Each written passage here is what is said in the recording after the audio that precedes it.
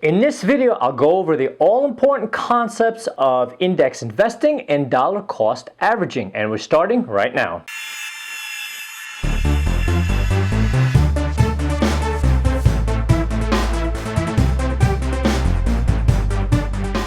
Hey guys, Elliot here. So, like death and taxes, you can always count on two things when you teach investing. Number one is that markets will go up and they'll go down. Number two is that people will always ask how they can invest in a way that is simple to understand and is effective in earning them a solid return without being too risky. Now, if you think this is impossible in the world of investing, well, you've been hanging out with the wrong crowd. One that thinks crypto and NFTs are the pathway to riches. Exciting and risky investments do have their time and place, but it's the boring and proven approaches that will truly grow your wealth. With that in mind, let's review the two most important investing concepts out there, index funds and dollar cost averaging, and emphasize just how important these bread and butter approaches really are. As always, if you enjoyed this video and find it useful, please do consider subscribing to this channel so you don't miss any of my financial and investing advice, and don't forget to smash that like button. Okay, so let's say you have a steady job and you want to invest. Perhaps though you don't have a lot of time and you may be a bit risk averse and you don't want to jump into options, crypto, or even really researching your own stocks. You also may not be sure when to buy or how much money to dedicate. Well, there's a very effective approach to investing, and I recommend this to a vast majority of clients. You invest in index funds, and specifically one type of fund, the one that tracks the S&P 500. So a quick explanation of what I just said. A market index tracks a collection of stocks. Here in the US, there's a NASDAQ that tracks about 3,500 tech stocks. There's a Dow Jones that tracks 30 prominent, very large companies. There's a Russell 2000 that tracks about 2,000 small cap companies. And of course, there's the Standard & Poor's 500, which tracks 500 of the largest companies in the US. Now, index funds, in turn, are funds that replicate one of these indices. This means they hold the same stocks in the same proportion as the index they're seeking to replicate. Since the S&P 500 index is the most popular to replicate and track, the various S&P 500 index funds out there are the most popular to invest in. To invest in an S&P 500 mutual fund, or more commonly an exchange-traded fund or ETF, you simply buy shares through a broker such as TD Ameritrade, E-Trade, Robinhood, or directly from the fund itself. There are a number of well-known S&P 500 ETFs out there, and they're offered by Vanguard, iShares, Fidelity, Schwab, SPY, and a few others, and they're all roughly similar. There are two major advantages with index fund investing. First of all, it's easy to invest as you don't need to do any stock picking. The fund buys stocks that are in the index and there's nothing to really figure out. For that same reason, the management fees, called the expense ratios, are very, very low with index funds. You simply don't need a manager to hand pick any stocks, as again, you're just replicating an index and it's all automated. Index funds are truly a set it and forget it type of investment, and especially with the S&P 500, your returns are exactly what the overall market returns. No more and no less. Historically, this is around 10% annually, and if you're in it for the long haul, an S&P 500 index fund is absolutely the way to go. And any advisor should at least recommend this to their clients. Now, what is this whole business about dollar cost averaging? Well, this has to do with how much to invest, when, and how often. Dollar cost averaging is the idea that you invest the same dollar amount on a set regular schedule. How this actually looks in practice is that you invest a set amount of your paycheck every week, 2 weeks, or whenever you get paid, and you don't deviate from the schedule. What's the advantage of the steady approach? Well, it's actually quite simple. The market goes up and the market goes down. If you try to time it to purchase shares of a stock or a fund, you're likely going to fall flat, as timing an unpredictable market is a fool's errand. Instead, you spend the same amount every time, and if the market is down and the shares are cheap, you end up purchasing more of them. If the market is soaring and the prices are expensive, you end up buying less. This way, you make the best possible purchase no matter what is happening on a given trading day or week. In other words, it's how long you stay in and how steady and disciplined you are that really determines how well you do. So the bottom line, start investing in an S&P index fund of your choice and automate your contributions to deposit the same amount weekly or bi-weekly, and you will end up ahead over time. This is advice that I follow myself, even though I am am an active investor with over 30 years of experience, my main retirement account is an index fund with dollar cost averaged contributions. I do of course have other strategies in my overall portfolio, but index fund investing remains my foundation and it really should be yours as well. As a final piece of advice to get you started, here are 3 of the best known and largest S&P 500 index fund ETFs out there from some of the top names in index fund investing. These are not endorsements, just jumping off points to get you started, so do your own research. The first index fund to suggest is the Vanguard S&P 500 ETF, symbol VOO. As its name suggests, the Vanguard S&P 500 tracks the S&P 500 index, and it's one of the largest funds in the market with hundreds of billions in the fund. This ETF began trading in 2010 and is backed by Vanguard, one of the powerhouses of the fund industry. Its expense ratio is very low at 0.03%, and that means that every $10,000 invested would cost just $3 annually. The second fund to suggest is the SPDR, pronounced Spider, S&P 500 ETF Trust, symbol SPY. The Spider S&P 500 ETF is the granddaddy of ETFs, having been founded all the way back in 1993. It helped kick off the wave of ETF investing that's become so popular today. With hundreds of billions in the fund, it's among the most popular index ETFs out there. The fund is sponsored by State Street Global Advisors, another heavyweight in the industry, and it tracks the S&P 500. Its expense ratio is a little bit higher at 0.095%, and that means that every $10,000 invested will cost you $9.50 annually. Finally, we have the iShares Core S&P 500 ETF, symbol IVV. The iShares Core S&P 500 ETF is a fund sponsored by one of the largest fund companies, BlackRock. With an inception date in the year 2000, this fund is another long tenured player that's tracked the index closely over time. Its expense ratio is very low at 0.03%, meaning for every $10,000 invested, it would cost $3 annually. Okay, so that was a general overview of index investing and dollar cost averaging. If you enjoyed this video and found it useful, please do subscribe to the channel and turn on notifications so you don't miss any of the upcoming videos. Thanks for watching, and I'll see you guys soon.